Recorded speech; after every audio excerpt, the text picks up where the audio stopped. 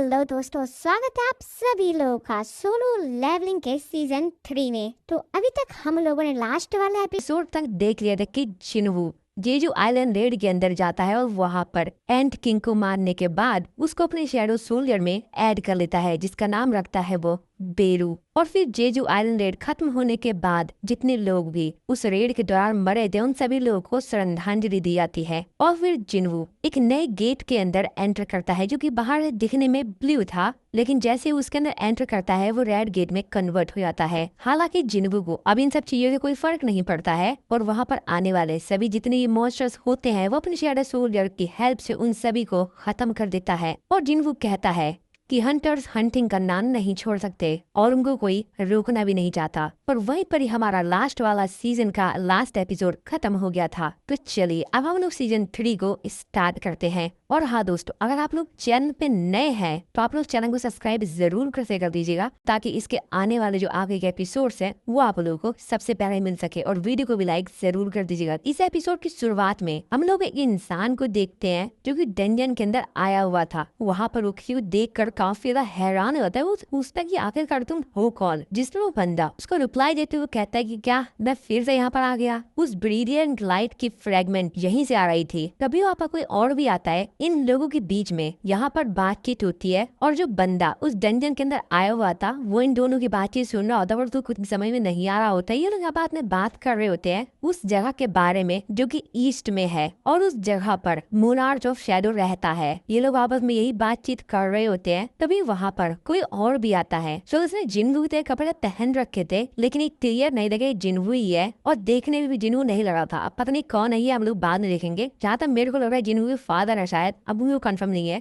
वो बंदा इन दोनों से कहता है कि क्या तुम ईस्ट में उसी जगह की बात कर रहे हो, क्या तुम साउथ कोरिया की बात कर रहे हो। जिस पर वो कहता है तुम कौन हो, अगर तुम हमको पकड़ सकते हो तो कोशिश कर लो। तो जो मोनार्च ऑफ आइस होता है वो वहाँ से जाने लगता है अपने टेलीपोर्टेशन वैदिक का इस्तेमाल करके। तभी वो बंदा जो जिनवू से लग रहा होता है वो उनसे कहता है कि तुम तेज नहीं हो और उनके ऊपर अटैक कर जा काफी और तेजी से। और फिर इन दोनों के बीच में यहाँ पर एक फाइट होती है और एक बहुत बड़ा धमाका होता है। इसी सीन के साथ ये सीन कट होता है। इसके बाद हम लोग उसी जगह को देखते हैं जहाँ पर हाइडी के बीच में गेट अपीयर हुआ था। वो गेट अभी भी रेड था और सभी लोग वहाँ पर सुरक्षा कर रहे थे। हम लोग गेट के अंदर देखते हैं तो वहाँ का जो बॉस मॉन्स्टर होता है वो जिनवू से कहता है कि आखिरकार किस बास्टर ने ऐसा कुछ किया है, मैं उन सभी को मार दूंगा। तभी वो जिनवू को देखता है। वो कहता है वो जिनवू से कहता है कि मेरे जो लोग हैं वो इस एरिया में छुपे हुए हैं, तो सभी लोग बाहर आ जाओ, जल्दी करो। और ऐसा बोलता है लेकिन कोई भी बाहर नहीं आता है। अब वो भी काफी हैरान होता है कि मेरे बोलने में मेरे लोग बाहर क्यों नहीं आए। जिनवू से कहता है कि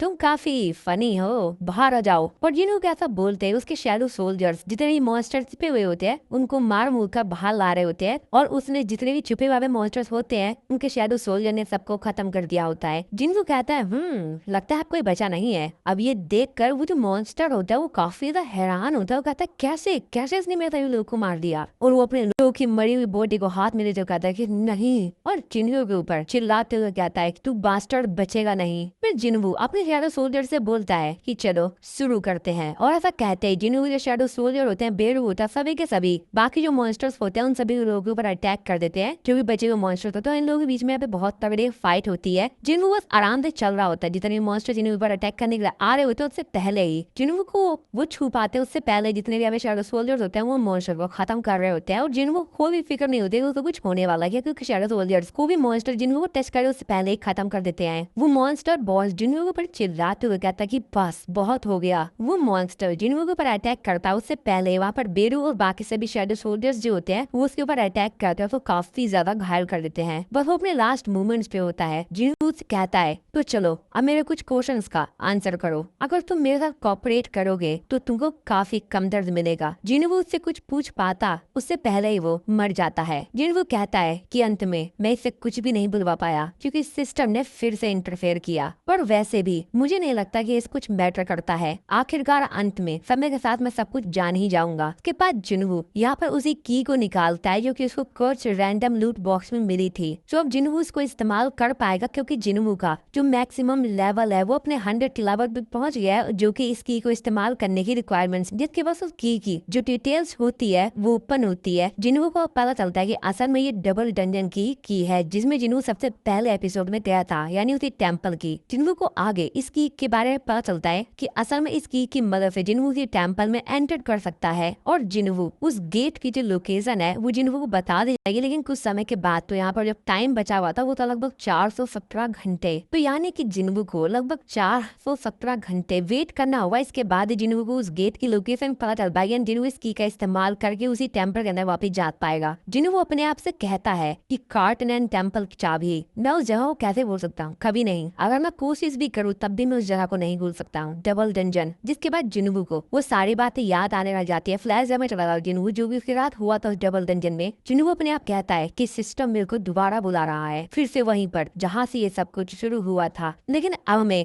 और तब में बहुत कुछ बदल चुका है। लगता है ये सब कुछ शुरुआत से ही प्लानिंग की गई, जब से मेरे को ये सिस्टम मिला था तब से ही। और अगर वहाँ पर मेरा कोई इंतजार कर रहा है मेरे वापस आने का, तो तुमको सिर्फ अभी इंतजार करना होगा। मैं आऊंगा, मैं तुम्हारे लिए चल रहाऊंगा। दूसरी तरफ हम लोग यूजिन को देखते हैं जो कि खूब मेहनत कर रहा होता है। तो एक्चुअल में जिन्हों को जो लोग भी हेट कर रहे होते हैं, यूजिन उन सभी लोगों के खिलाफ कंप्लेन रेज कर रहा होता है और कहता है कि मैं किसी को भी माफ नहीं करूंगा जो लोग भी जिन्हों के खिलाफ हेट बोल रहे हैं। और वो सभी के खिलाफ यूजिन गुस्से में कहता है अगर वो लोग मेरे सामने आकर रोएंगे, गिड़गिड़ाएंगे, तब भी मैं उन लोगों को छोड़ूंगा नहीं। उनकी हिम्मत कैसे हो गई। और वो ऐसा कुछ काफी देर से कर रहा होता है, इसलिए काफी गया होता कहता हो या रास्ते में काफी थक गया हूँ। तभी वहाँ पर जिन्हों आ जाता है अपने शैडो एक्सचेंज स्किल का इस्तेमाल करके। वो यूजिन से कहता है कि शुक्रिया यूजिन, इतना तुम हार्ड वर्क कर रहे हो मेरे लिए। यूजिन कहता है हाँ सर। यूजिन अपने मन में सोचते हुए कहता है कि ये हमेशा जब मर्जी आते डिसअपीयर हो जाते हैं और जब मर्जी कहीं से भी आ जाते हैं। जिन्हों से पूछता है वैसे सब कुछ ठीक तो है ना। यूजिन कहता है हाँ सर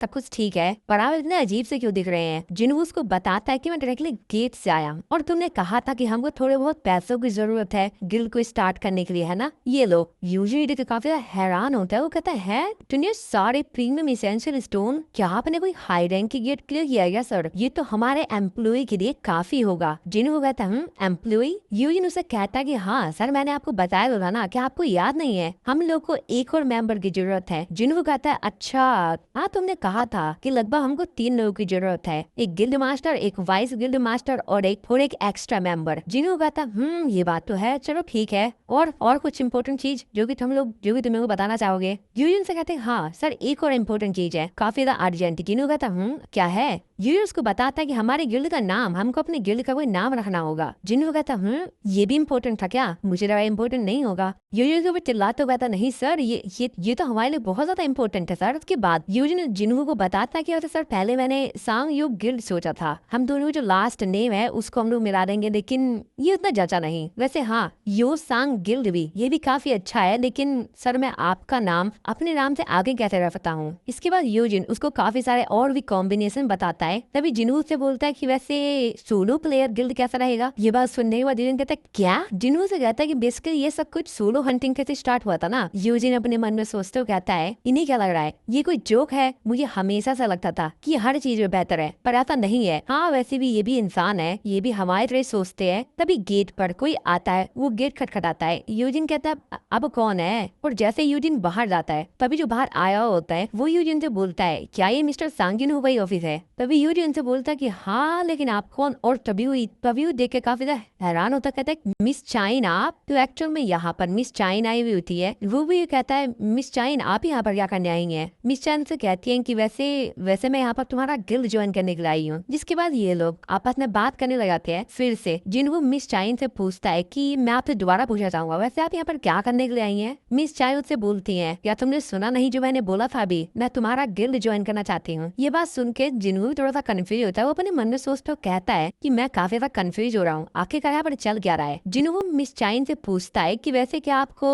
मिस्टर गो ने भेजा है ये सब करने के लिए। मिस चाइन उसको मना करती है, वो कहते हैं कि वो मुझे क्यों भेजेंगे। जिसके बाद जिन्हों से पूछता है कि क्या आपको मिस्टर चोई ने अपने हंटर गिल्ड से निकाल दिया है। मिस चाइन कहते हैं नहीं। जिन्हों पूछता है कि फिर आप क्यों ज्वाइन करना चाहती है हमारे सोलो प्लेयर गिल्ड को। जिन्हों के गिल्ड का नाम सुनकर मिस चाइन कहते हैं क्या तुम्हारे गिल्ड का नाम सोलो प्लेयर गिल्ड है? जिन्हों कहता है कि हाँ क्यों, इस नाम में कोई प्रॉब्लम है क्या? वाइस गिल्ड मास्टर और मैंने हम दोनों मिलकर इस नाम को सहमति दी है। यूजिन जिन्हों को चिल्लाते हुए था कि क्या seriously sir solo player guild और मैंने इस नाम को कहा कर दिया, और वैसे भी मेरा ओपिनियन आपके लिए कोई मैटर भी करता है। अब ये बात सुनकर जिन्हों काफी हैरान होता हुआ था अब ये क्या बोल रहा है। जिन्हों से बोलता है कि तुमने कुछ नहीं बोला जब मैंने बोला कि सोलो प्लेयर गिल्ड, तो मुझे लगा कि तुमने हाँ कर दी है। जिनवू अपने मन में सोच रहा होता है कि 1 मिनट, मेरे को इससे पहले सिचुएशन में शांत रहना होगा, क्योंकि मैं अपने सेंस स्टेट्स का इस्तेमाल करके पता रहा था कि यहाँ पर बाइक बहुत ज्यादा कंफ्यूजन हो रही है, रुको मेरे को यहाँ पर शांत रहना होगा। वो मिस चाइन की तरफ देख रहा होता है। उनकी तरफ देखते हुए जिनवू अपने मन में सोचते हुए कहता है कि इनकी जो हार्ट बीट है वो भी काफी ज्यादा तेजी से धड़क रही है और ये काफी गहरी सांस ले रही हैं और ये पूरी कोशिश कर रही हैं कि ये शांत रहे, लेकिन मैं बेवकूफ नहीं हूँ, मैं अपने सेंस कैच का इस्तेमाल कर सकता हूँ। और आखिरकार क्यों ये मेरे गिल्ड को ज्वाइन करना चाहती हैं। जिसके बाद जिनवू मिस चाइन से कहता है कि मिस चाइन, जहाँ तक मैं जानता हूँ आपको एक हंटर के तौर पर अवेयर हुए 2 साल भी नहीं हुए हैं, और मैं इतना तो कंफर्म हूँ कि आपने हंटर गिल्ड के साथ कोई कॉन्ट्रैक्ट साइन जरूर किया होगा और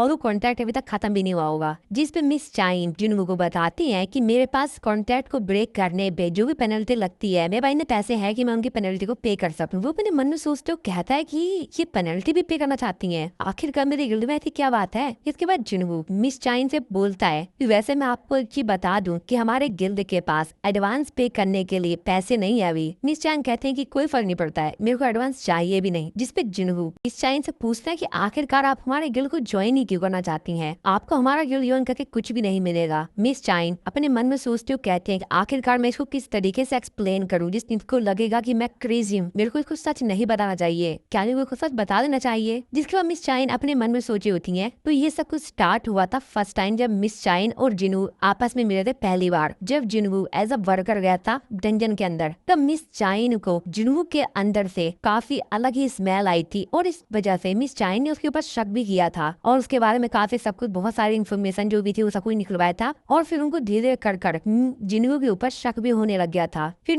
मिस चाइन ने काफी रिसर्च किया था जिनवू के बारे में और फिर उनको ये भी न्यूज मिल रही थी कि वो एस रैंक का हंटर वगैरह बन गया है और भी इसी तरीके से पूरी स्टोरी चलती है। और फिर उसके बाद जेजू आइलैंड के रेड पर जब ये सभी लोग घायल हो गए थे वहाँ पर जिनवू उनको बचाने के लिए आया था और मिस चाइन भी लगभग मरते मरते बची थी, वो पूरी तरह से मरी गई थी तरह से, लेकिन फिर भी वो फाइनली बच रही थी जिनवू की वजह से। और जब मिस चाइन को होश आता है तो मिस्टर वू से पूछती है कि मेरे को किसे बचाया, क्या वहाँ पर जिनवू आया था। मिस्टर वू कहते हैं कि हाँ। और यही सब इंसिडेंट होने के बाद मिस चाइन जिनवू के काफी ज्यादा करीब काम करना चाहते हैं ताकि जिनवू के बारे में और बहुत कुछ जान सके। मिस चाइन अपने मन में सोच रही होती हैं कि मैं चाहती हूँ तुम मेरे साथ रहो मेरे आखिरी सांस तक। अरे नहीं, ये मैं क्या सोच रही हूँ। और मिस चाइन काफी शर्माने लगती हैं। अब मुझे नहीं पता भाई यहाँ पर क्या सिचुएशन है, बट बहुत ज्यादा शर्माने लगती हैं। अब जिनवू भी मतलब देख रहा होता, कहता है यार ये क्या चल रहा है, ये इतनी ज्यादा क्यों शर्मा रही है, इनका पूरा शरीर इनका पूरा चेहरा लाल क्यों हो गया है, आखिरकार मेरे से कुछ बोल क्यों नहीं रही है, जी जरूर कुछ ना कुछ छुपा रही है। मिस चाइन पूरी कोशिश कर रही होती है कि जिनवू को उनके ऊपर शक ना हो, लेकिन भाई जिनवू है यार। जिनवू अपने मन में सोचते हो कहता है क्या मुझे नहीं पता कि ये क्या सोच रही है, लेकिन ये जो कुछ भी सोच रही है इस चीज के बारे में उन्होंने काफी लंबे समय से पहले ही प्लान कर रखा था। जिनवू मिस चाइन से कहता है कि क्या आप मेरे क्वेश्चन का जवाब नहीं देना चाहती हैं। तभी मिस चाइन जिनवू से बोलते हैं कि मैं चाहती हूँ, मैं कंफर्टेबल लाइफ जीना चाहती हूँ, क्या ये गलत है। जिनवू कहता है नहीं। तभी यूजिंग जिनवू के करीब आता है, उसके कान में फुसफुसाता कहता है अरे सर, लगता है हंटर गिल्ड वाले इनसे काफी ज्यादा काम करवाते हैं। ये बात सुनने के बाद जिनवू के मन में सोच रहा होता है कि वैसे हाँ यार, मिस चाइन अभी 22 से 23 साल की होंगी और ये इतनी जल्दी एक एस रैंक की हंटर बन गई तो इनके ऊपर काफी ज्यादा बर्डन आ गया होगा। और हाँ, अभी जल्दी में तो इस जेजू आइलैंड रेड में ये काफी ज्यादा इंजर्ड भी हो गई थी। मेरे को इनके बारे में बहुत ज्यादा बुरा लग रहा है। लेकिन उसके बाद जिनवू मिस चाइन से कहता है कि असल में हमारे गिल्ड को ज्वाइन करने के लिए आपको एक एंट्रेंस टेस्ट भी देना होगा। तभी मिस चाइन कहती है क्या, लेकिन रिक्रूटमेंट पोस्टिंग में तो ऐसा कुछ भी नहीं बताया गया था। तभी जिनवू यूजिन की तरफ देखते हुए कहता है कि हमारे नई रेगुलेशन है तो मुझे लगता है कि हमारा जो वाइस गिल्ड मास्टर है उसने कोई मिस्टेक कर दी है। और वो यूजिन की तरफ देखता है, वो यूजिन से कहता है हमारे गेस्ट के लिए कुछ खाने पीने के लाओ। यूजिन कहता है हाँ हाँ बिल्कुल सर। जिसके बाद मिस चाइन जिनवू से बोलती है कि वैसे किस प्रकार का टेस्ट होगा। जिनवू अपने मन में सोचते हुए क्या जितनी जल्द तैयार हो गई, सीरियसली चलो कोई नहीं। जिसके बाद जिनवू को बताता है आपको मेरे एक समन बीस को हराना होगा।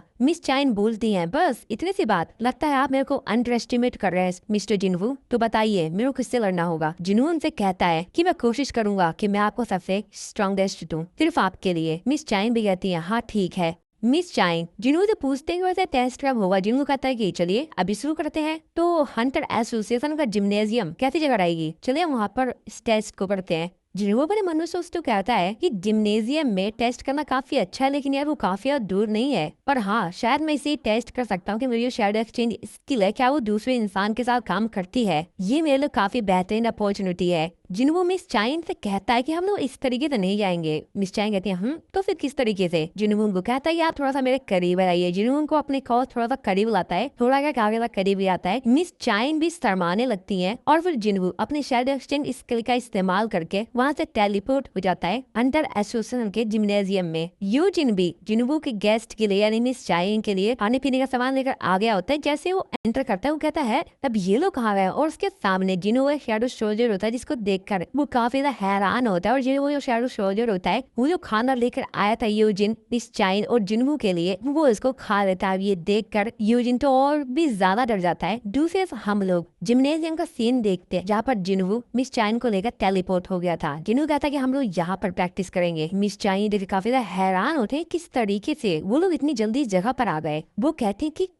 कैसे? जिनवू अपने मन में सोच तो कहता है कि मैं जानता था शैडो एक्सचेंज स्किल एक गेट की तरह काम करता है। मैं इसका इस्तेमाल करके एक दूसरे इंसान को अपने साथ ट्रेवल करवा सकता हूँ। का मतलब ये है कि मैं अपने साथ किसी और को भी एक जगह से दूसरी जगह टेलीपोर्ट करवा सकता हूँ। लेकिन हाँ, मेरे शैडो सोल्जर को भी जगह पर होना होगा। 3 घंटे तक वेट भी तो करना पड़ेगा ना, तो मेरे पास 3 घंटे हैं। चलो मैं इनके यहाँ पर टेस्ट लेता हूँ, शायद मैं इस स्किल का इस्तेमाल करके वर्ल्ड के दूसरी साइड भी ट्रेवल कर सकता हूँ। ये तो देखने वाली बात होगी। जिसके बाद जिनवू मिस चाइन से कहता है चलिए शुरू करते हैं। मिस चाइन तो अभी भी हैरान होती है कि किस तरीके से जगह पर इतनी जल्दी आ गई। जिसके बाद मिस चाइन जिनवू से कहती है कि मेरे को जस्ट अभी याद आया है, मैं अपने साथ कोई वेपन नहीं ले रही हूँ। जिनवू कहता है ओह तो आपका मतलब उस पिकैक्स से है। ये बात सुनने के बाद मिस चाइन काफी ज्यादा हैरान होते, कहते हैं क्या? अरे नहीं नहीं नहीं, नहीं वो मेरा वीपन नहीं है। जिनवू कहता है मैं सिर्फ मजाक कर रहा था, सीरियस मत होइए। मिस चाइन कहते हैं हाँ चलो फिर ठीक है। कोई सामने एक स्टोरेज रूम है, वहाँ से मैं वीपन को बोरो कर लेती हूँ। टूर रूम के अंदर जाकर वहाँ पे एक वीपन को सिलेक्ट करती है। वहाँ पर वैसे काफी सारे वीपन होते हैं जी मैं वो हंटर्स के लिए, तो यहाँ पर काफी सारे वीपन अवेलेबल होते हैं उनके लिए, और इसीलिए मिस चाइन उनमें से एक स्वॉर्ड पिकअप कर लेती है। मिस चाइन जिनवू से कहती है मैं तैयार हूँ। जिनवू से कहता है कि ये वीपन क्या आप इसके साथ सही रहेंगी, और मेरे को नहीं लगता कि आपको स्वॉर्ड इस्तेमाल करने का टाइम भी मिलेगा। मिस चाइन कहती है कि इससे कुछ भी फर्क नहीं पड़ता कि मैं कौन सा वेपन इस्तेमाल करती हूँ, और आखिरकार मैजिक बीस्ट को कोई भी फर्क नहीं पड़ता कि आप फुल्ली प्रिपेयर्ड है बैटल के लिए या नहीं, वो तो आपके ऊपर अटैक ही कर देंगे। जिन्हें अपने मन में सोचते हो कहता है कि बिल्कुल सही। इनकी इच्छा शक्ति ने ये प्रूफ कर दिया है कि इनमें काबिलियत तो है, लेकिन फिर भी मैं अपने किसी ऑर्डिनरी सोल्जर को ही समन करूंगा। तो चलो ठीक है, मैं इग्रीस को समन करता हूँ। इसके बाद जिनवू इग्रीस को समन करता है। जिनवू मिस चाइन से कहता है कि ये मेरा सबसे बेस्ट स्वॉर्ड मैन है मेरी शैडो सोल्जर आर्मी में। मिस चाइन जिनवू से कहते हैं वैसे हम लोग विनर को किस तरीके से डिसाइड करेंगे, जिस पर जिनवू को कहता है कि फाइट तब तक चलती रहेगी और फाइट तब तक खत्म नहीं होगी जब तक कि आप मेरे समरन बीस्ट को पूरी तरह डिस्ट्रॉय नहीं कर देती हैं या आप खुद ही सरेंडर नहीं कर देती हैं। जिन्हें वो अपने मन में सोच तो कहता है कि वैसे मैंने इनको कहा है कि मैंने अपने स्ट्रॉन्गेस्ट सोल्जर को समन किया है, लेकिन अगर मैंने बेरू को समन कर लिया होता तब तो इनके लिए काफी ज्यादा मुश्किल हो जाती। चलो मुझे लगता है कि अब शुरू करना चाहिए। जिसके बाद जिनवू मिस चाइन से कहता है कि चलो शुरू करते हैं। मिस चाइन भी रेडी होती है। जिनवू मिस चाइन से कहता है कि आप थोड़े समय के लिए उधम उड़ जाएंगी, और फिर वो इग्रीस को अपने इन्वेंटरी में से निकाल के एक स्वॉर्ड देता है और उसे कहता है कि तुम इसका इस्तेमाल करो। फिर जिनवू मिस चाइन से कहता है कि चलो ठीक है टेस्ट को शुरू करते हैं। मिस चाइन भी रेडी रहती है और फिर इग्रीस और मिस चाइन के बीच में फाइट स्टार्ट होती है। जिनवू अपने मन में सोच रहा था जितना मैंने एक्सपेक्ट किया था ये तो उससे भी फास्ट है। अगर कोई ऑर्डिनरी इंसान हो तो वो तो मारा जाएगा अगर इग्रीस ने अपनी ताकत दिखा दी। चलो देखते हैं हंटर एसोसिएशन में हम लोग मिस्टर गू को देखते हैं जो कि अपना काम कर रहे थे। तभी उनको सुनाई देता है। वो अपनी खिड़की से देखते हैं तो उनको जिम्नेजियम का लाइट जलती दिखाई देती है। वो कहता जहाँ तक मेरे को याद है जिम्नेजियम को किसी ने आज के लिए रिजर्व नहीं कर रखा था। जिसके बाद वो फोन लगा के अपने एक असिस्टेंट से बोलते हैं कि जिम्नेजियम के अंदर की इंटरनल जो सीसीटीवी है उसका मेरे को एक्सेस दो। मिस्टर वो जब देखते हैं वो कहते हैं क्या वैसे ये दोनों यहाँ पर कब आ गए, और फिर मिस्टर गो को याद आता है ओ तो ये बात है। तो यहाँ पर उनको याद आता है कि जरूर जब मैंने मिस चाइन को बताया कि वहाँ पर जिन लोगों की मदद करने के लिए आया था तो जरूर मिस चाइन उनसे इम्प्रेस हुई होंगी। चलो कोई नहीं। जिसके बाद मिस्टर को अपने असिस्टेंट से कहते हैं कि मैं माफी चाहूंगा, लेकिन क्या तुम सिक्योरिटी कैमरास को जिम्नेजियम के अंदर जाऊंगा बंद कर दोगे? जिस पर वो कहता है लेकिन सर मिस्टर वो से कहते हैं आज इंस्पेक्शन डे और इसीलिए उसको बंद कर दो। जिस पर वो कहता है ठीक है सर, फिर से हम लोग जिम्नेजियम के अंदर का सीन देखते। मिस चाइन ने एक ग्रीस के ऊपर अटैक करके उसको थोड़ा सा घायल कर दिया होता है। मिस चाइन जिन्हों से कहते हैं कि तुम कहा था कि ये तुम्हारा चौथा स्ट्रॉन्गेस्ट सोल्जर है, तो क्या तुम बाकी यहाँ पर समन करोगे? जिन्हों कहता है लेकिन आप घायल हो सकती हैं। मिस चाइन कहते हैं कि मेरे को उससे कोई फर्क नहीं पड़ता है, आखिरकार मैं भी देखूं। जिन्हों कहता है कि आप जानती हैं। मिस चाइन उसको बताते हैं कि हाँ, मैंने उस बीस्ट को देखा था और उसको मैंने उसको फुटेज में भी देखा था। जिन्हों कहता है कि ठीक है, और फिर जिन्हों अपने सबसे ज्यादा पावरफुल शैडो सोल्जर बेरू को समन करता है। इसको देखकर मिस चाइन के पसीने छूट जाते हैं। वो भी थोड़ा बहुत डर तो रही थी, क्योंकि भाई जब बेरू आता है ना सामने, तो उसकी जो माना इमिट हो रही होती है उसके शरीर में से, उसको देख कर सामने वाला समझ जाता है भाई कितना ताकतवर है। जिसके बाद जिन्हों मिस चाइन से कहता है वैसे मैं आपसे एक और बार पूछ लेता हूँ, क्या आप इससे लड़ेंगी? जो कि बेरू को समन कर लेता है। जिन्हों अपने मन में सोच रहा होता है कि वैसे जब मैं किसी चीज को शैडो सोल्जर में कन्वर्ट कर देता हूँ, तो जब वो चीज जिंदा थी यानी अलाइव थी, उसकी तुलना में वो थोड़ा सा कमजोर हो जाता है। लेकिन इसके बावजूद भी बेरू को तो बनाया इस पर्पस से था कि वो हंटर्स को खत्म करे, और इसी वजह से ये एक वीपन की तरह पैदा हुआ जिसका काम ही है हंटर्स को मारना। तो ये उतना ज्यादा कमजोर भी नहीं है, और अगर ये अपनी ताकत लगाकर मिस चाइन के खिलाफ जाता है तो मिस चाइन के जीतने के चांस बहुत ही ज्यादा। जिन्हों क्या कुछ बोल रहा तभी बेरू बीच में बोलता है, वो बोलता है कि मेरे आका, मेरे को इस इंसान के साथ क्या करना है। जिन्हों उसको कहता है कि तुमको इसको हराना है, लेकिन एक बात का याद रखना कि उनको किसी भी प्रकार से चोट नहीं लगनी चाहिए। बेरू जिन्हों से कहता है कि जैसे आपकी इच्छा मेरे आका। बेरू काफी ज्यादा तेजी चिल्लाता है, और वो इतनी ज्यादा तेजी चिल्लाता है कि उसकी आवाज से ही जिम्नेजियम के अंदर जितनी भी लाइट्स लगी होती है वो पूरी पूरी क्रैक हो जाती हैं, और आसपास और भी काफी चीजें टूट जाती हैं, जिसको देखकर मिस चाइन काफी ज्यादा हैरान होती हैं। मिस चाइन अपने मन में सोच रही होती है, ओ तो ये वही है जिसके खिलाफ जिन्हों लड़ा था। ये तो बहुत ज्यादा ताकतवर है, कि उससे दूर रहना, और अगर तुमने उनको नुकसान पहुंचाने की कोशिश करी तो ये तुम्हारे लिए बिल्कुल भी अच्छा नहीं होगा। बेरू कहता है कि जैसी आपकी इच्छा मेरे आका। मिस चाइन अपने मन में सोच रही होती है कि मेरी बारी है, मेरे को अपनी आंखें खुली रखनी चाहिए, और ऐसा वो सोच रही होती है। उससे पहले बेरू काफी तेजी से मिस चाइन के पीछे आता है। मिस चाइन अपनी स्वॉर्ड लेती है और उसके ऊपर अटैक करती है, लेकिन बेरू उनके अटैक को रोक लेता है, जिसको देखकर मिस चाइन काफी ज्यादा हैरान होती है। बेरू कहता है, बेरू अपने मन में सोच रहा होता है कि मेरे आका ने यानी मेरे किंग ने मेरे को एक कमांड दिया था कि तुम्हें इसको हराना है बिना इसको नुकसान पहुंचाए। तो असल में मेरे को इसको ये दिखाना है कि आखिरकार मैं कितना ज्यादा ताकतवर हूँ, और इसको हराना भी है बिना इसको नुकसान पहुंचाए। ये तो बहुत ही सिंपल टास्क है ना। मिस चाइन उससे तलवार छुड़ाती है और फिर से उसके ऊपर काफी तेजी से अटैक करती है, लेकिन फिर से वो डॉज कर लेता है। मिस चाइन अपने मन में सोच रही होती है कि अभी तक मैंने हार नहीं माना है, और वो काफी तेजी से बेरू के ऊपर अटैक करते हैं, और हर तरफ से उसके ऊपर अटैक करते हैं, लेकिन बेरू उनके सारे अटैक से बच रहा होता है। मिस चाइन अपने मन में सोचते हुए कहती है कि कैसे, ऐसा तो हो ही नहीं सकता, ये मेरे सारे अटैक्स को डॉज किस प्रकार से कर ले रहा है, ये मेरे से काफी दूर है और ये अपने पैरों को हिला तक नहीं रहा है, और इसके बावजूद भी मेरे सारे अटैक्स को डॉज कर ले रहा है। तभी बेरू मिस चाइन के पास आता है और बहुत तेजी चिल्लाता है, और मिस चाइन की आवाज से ही पीछे हो जाती हैं। जिन्हों जो कि दूर खड़ा होकर सब कुछ देख रहा होता है, वो अपने मन में सोचते हुए कहता है कि ऐसा लगता है कि सब कुछ डिसाइड हो चुका है। जिसके वो मिस चाइन से कहता है कि आप सेटिस्फाइड तो है ना, या आपको अभी और भी लड़ना है? लेकिन मिस चाइन कहते हैं कि नहीं, अभी मेरे को और लड़ना है, मेरे अंदर अभी भी ताकत है कि मैं इससे लड़ सकूं। जिन्हों अपने मन में सोचते हुए कहता है क्या आखिरकार ये सोच क्या रही हैं, मुझे नहीं पता कि ये क्या सोच रही हैं, और वैसे भी लड़ने की सोच ही क्यों रही हैं, बल्कि इनको तो रियलाइज हो चुका है कि इनके और बेरू के बीच में कितना बड़ा स्ट्रेंथ का डिफरेंस है। लेकिन फिर भी बेरू मेरे जो अदर शैडो सोल्जर्स हैं उनसे काफी ज्यादा अलग है, क्योंकि इसके पास इंटेलिजेंस है, ये अपने दिमाग का इस्तेमाल कर सकता है, लेकिन ये किलिंग मशीन भी है। लेकिन इसके बावजूद भी इसने अपन ऊपर कंट्रोल किया, और वो उनको खत्म करने की कोशिश नहीं कर रहा, क्योंकि इसका जो मेन लक्ष्य है वो तो खून का प्यासा है, ये सामने वाले तो काम है निपटाना, लेकिन ये फिर भी कंट्रोल कर रहा है और मिस चाइन को ज्यादा नुकसान नहीं पहुंचा रहा है। अब मुझे नहीं मालूम ऐसा क्यों कर रही है, शायद इनके पास इनका खुद का रीजन हो, लेकिन मैं आशा करता हूँ कि कोई गलत कदम न उठा ले। मिस चाइन पता नहीं अपने दिमाग में क्या सोच रही होती हैं, और वो बेरू की तरफ ही देख रही होती हैं। तभी बेरू को एक इंस्टिक्चुअल वार्निंग आती है। बेरू मिस चाइन की तरफ देखते हुए कहता है कि तुम्हारी हिम्मत कैसे हुई। बेरू काफी तेजी से मिस चाइन की तरफ जाता है, उनके ऊपर एक अटैक करता है, लेकिन मिस चाइन उसके उस अटैक से बच जाते हैं। लेकिन बेरू वही है, जो अटैक होता है काफी ज्यादा पावरफुल होता है, और जमीन में पूरी जमीन ही फट जाती है अक्षर में, और पूरी चारों तरफ वाइट